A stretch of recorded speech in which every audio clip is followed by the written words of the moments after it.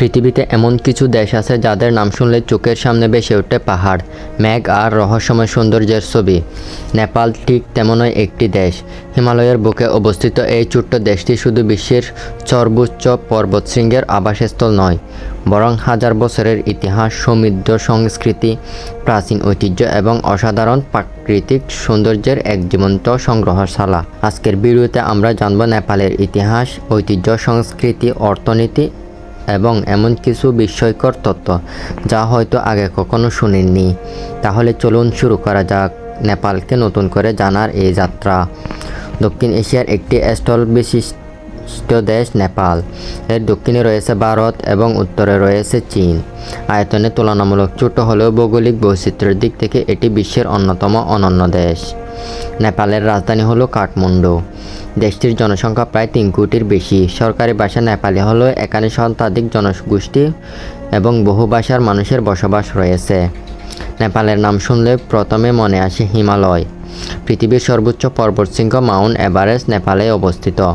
প্রায় 8,849 মিটার উচ্চতার এই পর্বত প্রতি বছর হাজার হাজার অভিযাত্রীকে আকর্ষণ করে। কিন্তু নেপালের সৌন্দর্য শুধু এভারেস্টেই সীমাবদ্ধ নয়। দেশটিতে রয়েছে সবুজ পাহাড়, গভীর বন, ঝর্ণা, নদী এবং হ্রদের এক অসাধারণ সমন্বয়। বিশেষ করে পোখারা নগরীকে বলা হয় নেপালের সৌন্দর্যের রাজধানী। সেখানে অবস্থিত ফেওদা হ্রদ, যেখানে পাহাড়ের প্রতিবিম্ব পানির উপর এক স্বপ্নময় দৃশ্য তৈরি করে। নেপালের ইতিহাস অত্যন্ত প্রাচীন। ধারণা করা হয় হাজার হাজার বছর আগে থেকেই এই অঞ্চলে মানুষের বসবাস ছিল। প্রাচীনকালে কিরাত, লিচ্ছবি এবং মল্লা রাজারা নেপাল শাসন করেছিলেন।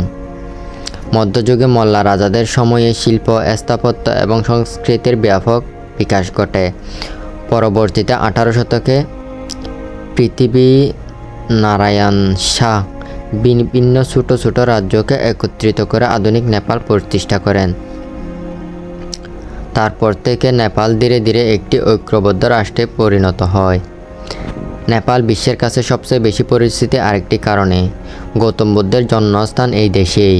নেপালের লুম্বিনী শহরে জন্মগ্রহণ করেছিলেন বুদ্ধ। বর্তমানে এটি বিশ্বের অন্যতম বৌদ্ধ তীর্থস্থান। প্রতি বছর লক্ষ লক্ষ মানুষ এখানে আসেন শান্তি ও আধ্যাত্মিকতার সন্ধানে। নেপালের ঐতিহ্য অত্যন্ত সমৃদ্ধ। দেশটিতে বহু প্রাচীন মন্দির, রাজপ্রাসাদ এবং ঐতিহাসিক স্থাপনা রয়েছে। বিশেষ করে কাঠমান্ডু দরবার স্কোয়ার, পাটান দরবার স্কোয়ার, বুক্তাপুর দরবার স্কোয়ার বিশ্বের ঐতিহ্যের গুরুত্বপূর্ণ অংশ। এই স্থাপনাগুলো শত শত বছর আগের শিল্প ও স্থাপত্যের সাক্ষী। নেপাল একটি বহুজাতিক ও ধর্মীয় দেশ। এখানে হিন্দু, বৌদ্ধ, মুসলিম ও অন্যান্য ধর্মের মানুষ একসঙ্গে বসবাস করে। নেপালের সবচেয়ে বড় উৎসব হল দাশিন। এছাড়াও তিহার অত্যন্ত জনপ্রিয়। এই উৎসবগুলোতে পরিবার, আত্মীয়স্বজন এবং প্রতিবেশীদের মধ্যে আনন্দ ও সম্প্রীতির বন্ধন আরও দৃঢ় হয়। নেপালের অর্থনীতি মূলত কৃষি, পর্যটন এবং প্রবাসী আয়ের উপর নির্ভরশীল। দেশটির উল্লেখযোগ্য জনগোষ্ঠী কৃষিকাজের সঙ্গে যুক্ত। ধান, ভুট্টা, গম এবং চা অন্যতম প্রধান কৃষিপণ্য। অন্যদিকে পর্যটন নেপাল অর্থনীতির প্রাণশক্তি। প্রতিবছর বিশ্বের বিভিন্ন দেশ থেকে লাখ লাখ পর্যটক নেপালে আসে। তারা হিমালয় দর্শন, ট্রেকিং, পর্বতারোহণ এবং ধর্মীয় ভ্রমণে অংশগ্রহণ করেন। বিদেশে কর্মরত নেপালি নাগরিকদের পাঠানো অর্থও দেশের অর্থনীতিতে গুরুত্বপূর্ণ ভূমিকা পালন করে। নেপালের মানুষ তাদের আতিথেয়তা, সরলতা এবং পরিশ্রমের জন্য পরিচিত। পাহাড়ি অঞ্চলের কঠিন জীবনযাপন তাদেরকে করেছে সাহসী, দৃঢ়চেতা। বিশ্বজুড়ে নেপালি জনগণ তাদের কর্মনিষ্ঠা ও সততার জন্য সম্মানিত। নেপাল শুধু একটি দেশ নয়, এটি প্রকৃতি, ইতিহাস, আধ্যাত্মিকতা এবং সংস্কৃতির এক অপূর্ব মিলনস্থল। বিশ্বের সর্বোচ্চ পর্বত থেকে শুরু করে বুদ্ধের জন্মভূমি, প্রাচীন রাজপ্রাসাদ থেকে রঙিন উৎসব, সব কিছু মিলিয়ে নেপাল সত্যি এক বিস্ময়ের নাম।